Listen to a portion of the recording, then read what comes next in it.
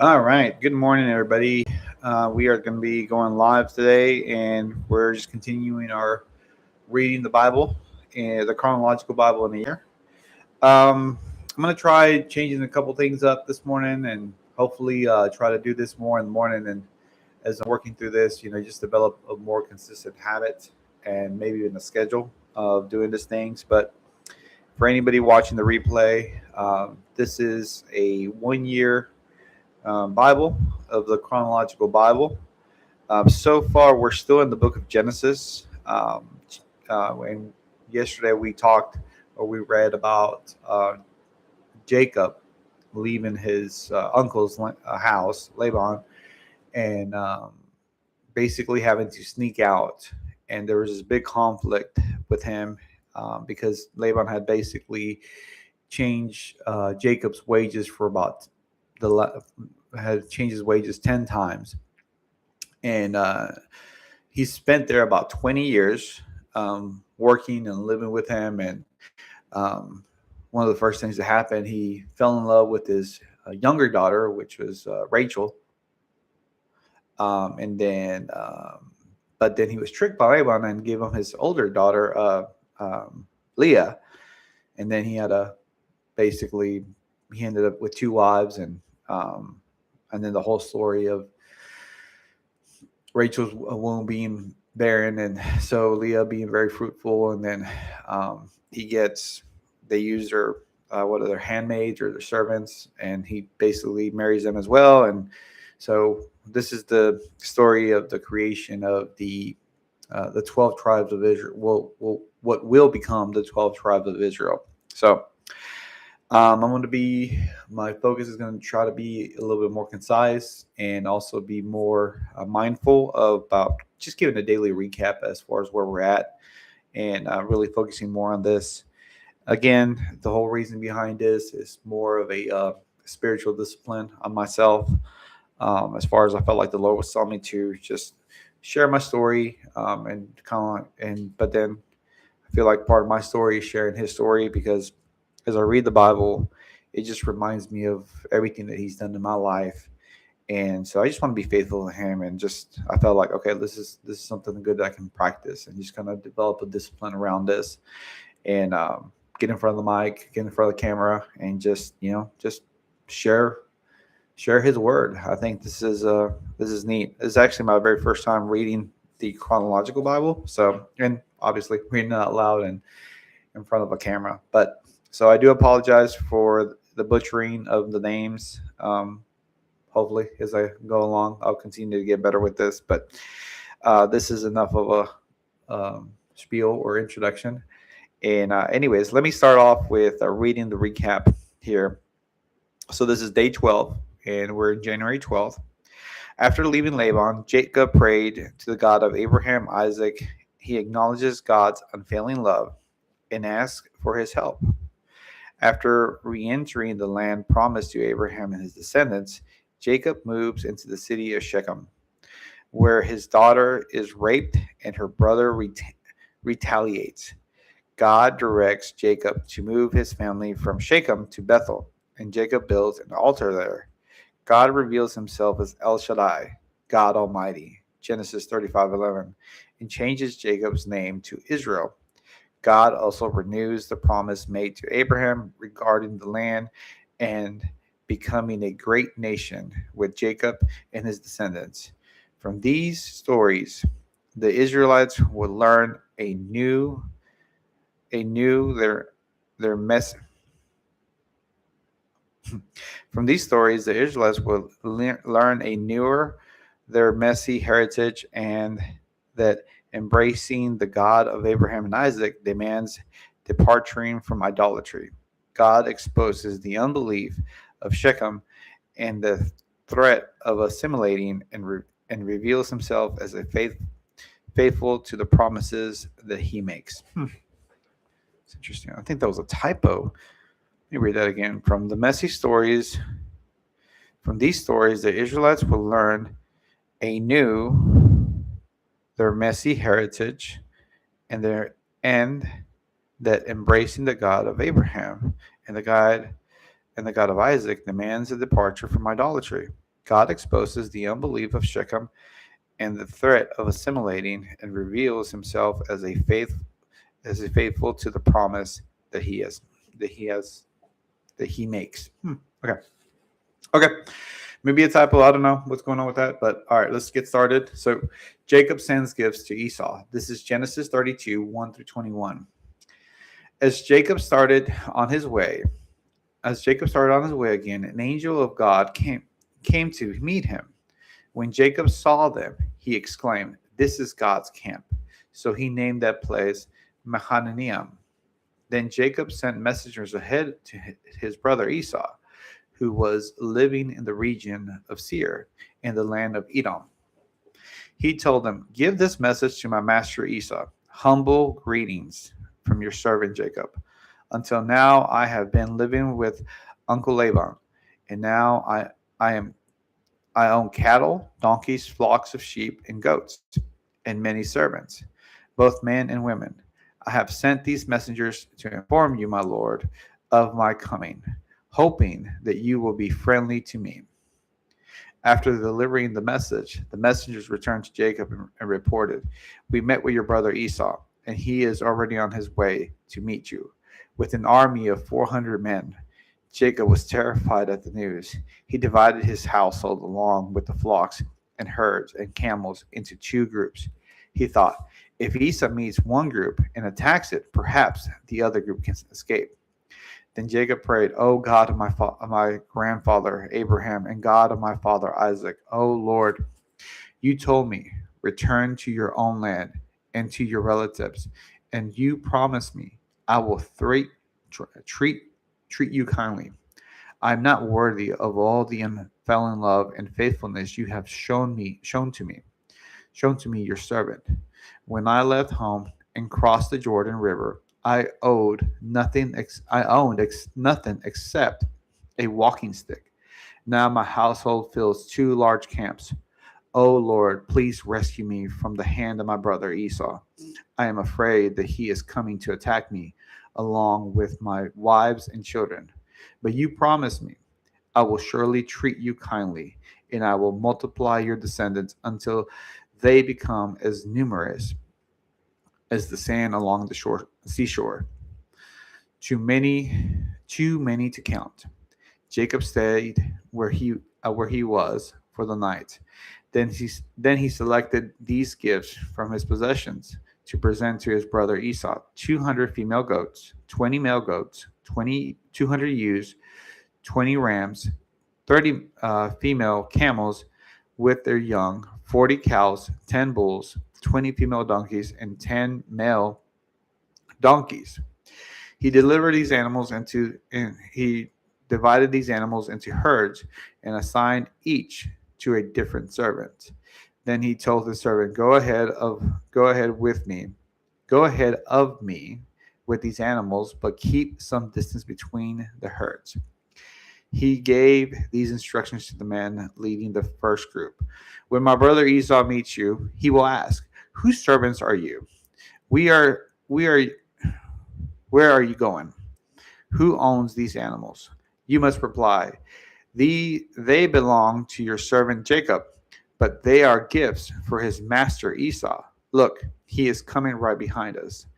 Jacob gave the same instructions to the second and the third herdsmen and all who followed behind the herds. You must say the same thing to Esau when he meets you, and be sure to say, 'Look, your servant Jacob is right behind us.'" Jacob thought, I will try to I will try to appease him by sending him gifts of me. When I see him in person, perhaps he will be friendly to me." So the gifts were sent ahead, while Jacob himself spent the night in the camp. Jacob wrestles with God. Genesis 32:22 to 32. During the night, Jacob got up and took his two wives, his two servant wives, and his 11 sons, and crossed the Jacob River with them. And after taking them to the other side, he sent over all his possessions. This left Jacob alone in the camp, A man came to wrestle with him until the dawn began to break.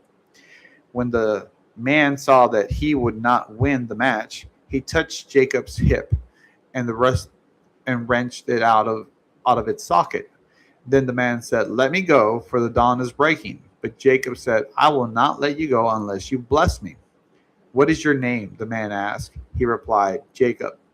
"Your name will no longer be Jacob," the man told him. "From now on, you will be called Israel, because you have fought with God and with men and have won." "Please tell me your name," Jacob said. "Why do you want to know my name?" The man replied. Then he blessed Jacob there. Jacob named the place Peniel, which means face of God.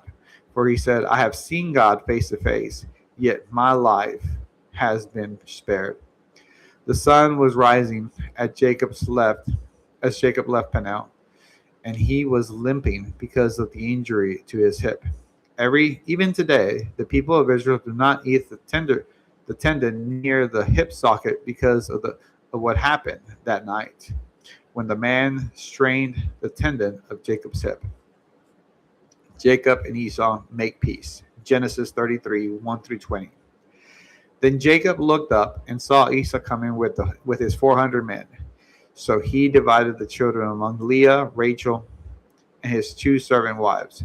He put the servant wives and their children at the front, Leah and her children next, and Rachel and Joseph last. Then Jacob went on ahead as he approached his brother. He bowed to the ground 7 times before him. Then Esau ran to meet him and embraced him, threw his arms around his neck, and kissed him, and they both wept. Then Esau looked at the women and children and asked, "Who are these people with you?" "These are the children God has graciously given to me, your servant," Jacob replied. Then the servants' wives came forward with their children and bowed before him. Next came Leah with her children, and they bowed before him. Finally, Joseph and Rachel came forward and bowed before him. "And what were all the flocks and herds I met as I came?" Esau asked. Jacob replied, "They are gifts, my lord, to ensure your friendship." "My brother, I have plenty," Esau answered. "Keep what you have for yourself." But Jacob insisted, "No, if I have found favor with you, please accept this gift from me. And what a relief to see you, your friendly smile. It is like seeing the face of God. Please take this gift that I have brought you, for God has been very gracious to me. I have more than enough." And because Jacob insisted, Esau finally accepted the gifts. "Well," Esau said, "let's be going. I will lead the way." But Jacob replied, "You can see, my lord, that some of the children are very young, and the flocks and the herds have their young too. If they are driven too hard, even for one day, all the animals could die. Please, my lord, go ahead of your servants. We will follow slowly at a pace that is comfortable for the livestock and for the children. I will meet you as Seir." "All right," Esau said, "but at least let me assign some of my men to guide and protect you." Jacob responded, "That's not necessary. It's enough that you've received me warmly, my lord." So Esau turned around and started back to Seir that same day. Jacob, on the other hand, traveled to Succoth. There he built himself a house and made shelter for his livestock. That is why the place was named Succoth, which means shelter. Later, later having traveled all the way to Paddan-aram, Jacob arrived safely at the town of Shechem in the land of Canaan. There he set up a camp outside the town. Jacob bought the plot of land where he camped from the family of Hamor, the father of Shechem, for 100 pieces of silver, and there he built an altar and named it El Eloi Israel, revenge against Shechem. One day, Dinah, the daughter of Jacob and Leah, went to visit some of the young women who lived in the area. But when the local prince, Shechem's son Hamor, the Hivite, saw Dinah, he seized her and raped her. But then he fell in love with her, and he tried to win her affection with tender words. He said to his father Hamor, "Get me this young girl. I want to marry her." Soon Jacob heard that Shechem had defiled his daughter Dinah, but since his sons were out in the field herding the livestock, he said nothing until they returned. Hamor, Shechem's father, came to discuss the matter with Jacob. Meanwhile, Jacob's sons had come in from the field. As soon as they heard what had happened, they were shocked and furious that their sister had been raped. Shechem had done a disgraceful thing against Jacob's family, something that should never be done. Hamor tries to speak with Jacob and his sons. "My son Shechem is truly in love with your daughter," he said. "Please let him marry let him marry her. In fact, let's arrange other marriages too. You give us your daughters for our sons, and we will give you our daughters for your sons, and you may live among us. The land is open to you. Settle here and trade with us, and feel free to buy property in this area." Then Shechem himself spoke of Dinah, "Father, father and brother, please be kind to me and let me marry her." He begged, "I will give you whatever you ask, no matter what the dowry or gift you demand. I will gladly pay it. Just give me the girl as my wife." But since Shechem had defiled their sister Dinah, Jacob's sons responded deceitfully to Shechem and his father Hamor. They said they said to them, "We couldn't possibly allow this because you're not circumcised. It would be a disgrace for our sister to marry a man like you. But here is a solution. If every man among you will be circumcised like we are, then we will give you our daughters, and we will take your daughters for ourselves. We will live among you and become one people. But if you don't agree to be circumcised, we will take her and be on our way." Hamor and his sons Shechem agreed to their proposal. Shechem wasted no time in acting on this request, for he wanted Jacob's daughters desperately. Shechem was highly respected member of his family, and he went with his father Hamor to present this proposal to the leaders of the town gate. "These men are our friends," they said. "Let's invite them to live here among us and trade freely. Look, the land is large enough to hold them. We can take their daughters as wives and let them marry ours. But they will consider staying here and becoming one people with us only if all of our men are circumcised, just as they are. But if we do this, all their livestock and possessions will eventually be ours. Come, let's agree to their terms and let them settle here amongst us." So all the men of the town council agreed with Hamor and Shechem, and every male in the town was circumcised. But 3 days later, when their wounds were still sore, two of Jacob's sons, Simon and Levi, who were Dinah's full brothers, took their swords and entered the town without opposition. Then they slaughtered every male there, including Hamor and his son Shechem. They killed them with their swords, then took Dinah from Shechem's house and returned to their camp. Meanwhile, the rest of Jacob's son arrived, and finding the men slaughtered, they plundered the town because their sister had been defiled there. They seized all the flocks, herds, and donkeys, everything they could lay their hands on, both inside the town and outside in the fields. They looted all their wealth and plundered their houses. They also took all their little children and wives and led them away as captives. Afterward, Jacob said to Simon and Levi, "You have ruined me. You've made me stink among all the people in this land, among all the Canaanites and Perizzites. We are so few that they will join forces and crush us. I will be ruined, and my entire house will be wiped out. But why should we let him treat our sister like a prostitute?" They retorted angrily. Jacob returns to Bethel. Then God said to Jacob, "Get ready and move to Bethel and settle there.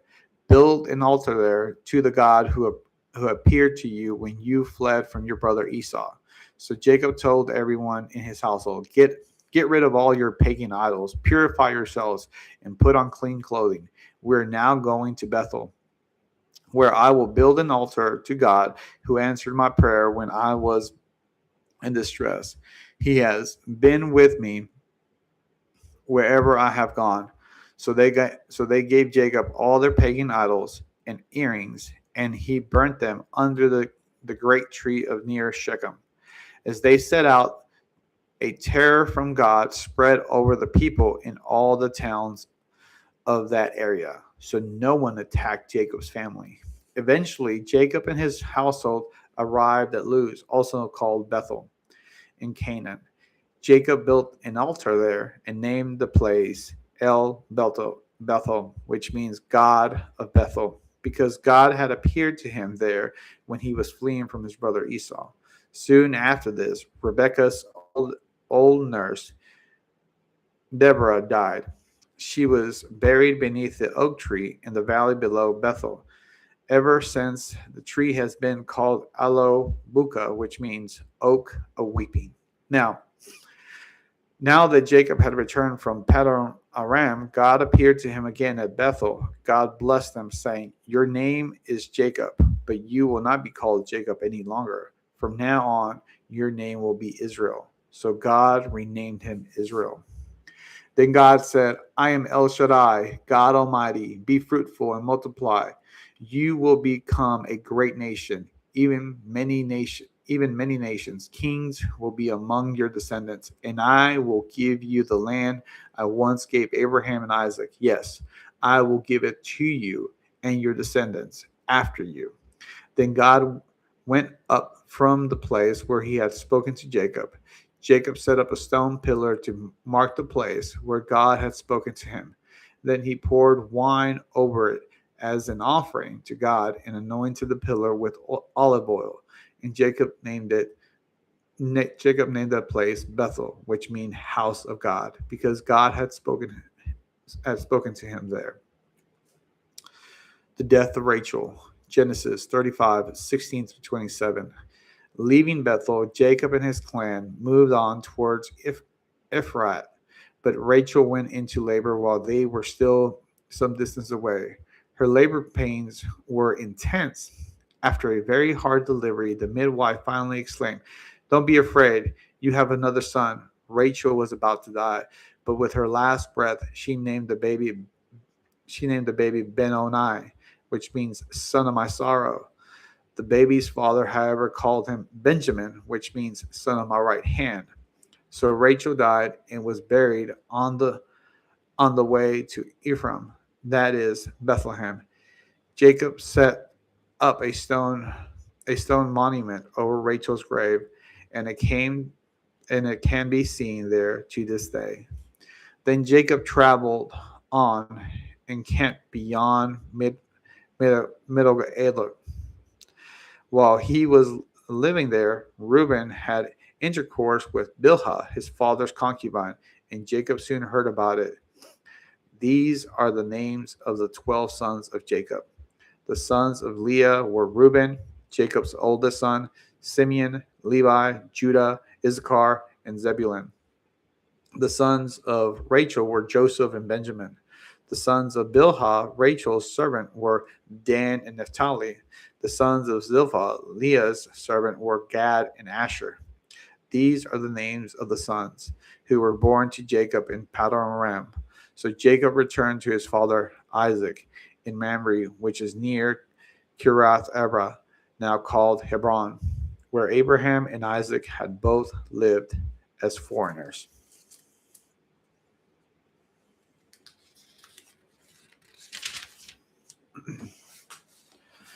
All right, awesome. So that concludes the reading for today. It's so neat reading it this time around and just seeing God's faithfulness to Jacob. And it's not because of how good and awesome Jacob is or how good and awesome his sons are. I mean, it's showing human nature at its best, right? I guess it's a good way to describe it, because I think about that. I'm in my family. I mean, I'm the oldest of six, five brothers, one sister, and if something were to happen to my sister, or something like same thing like what happened to Diana, I kind of feel like me and my brothers would probably act the same way or want to do something very similar to what they did, right? But despite that, God is faithful to keep His promise. And it's so neat to hear that and read that. And one of the things that I've learned in walking with the Lord, the Bible, sometimes we think about it that it's just this book about rules and commandments that we're supposed to follow. But at this point, what I'm seeing, it has that, right? But it reveals God's character to us. And the more we're able to understand God's character, the more we're able to connect with Him, understand Him, and realize that when He says He's going to do something, then He's going to do it, because that's His nature. If He's promised us something, then it's going to come to pass. The timing part, that's where we get hung up, right? Because then it's like, well, when is it going to happen? And it doesn't mean that our life is going to be carefree or obstacle free. Obviously, even Jacob faced multiple challenges, which a lot of them were his own doing, but some weren't, And but God's faithfulness, it's just awesome. Anyways, hopefully you guys like this. Hopefully this is encouraging to anybody out there listening to this. I appreciate you guys for taking the time to listen and come along the ride. And hopefully as we continue this journey, we will grow closer to the Lord and just closer in understanding what His Bible is saying. So I've enjoyed this. This was kind of fun, and hopefully you guys are seeing the progression as this channel evolves and becomes a little bit better. And I just want to blessings to y'all, and I'll see you guys tomorrow.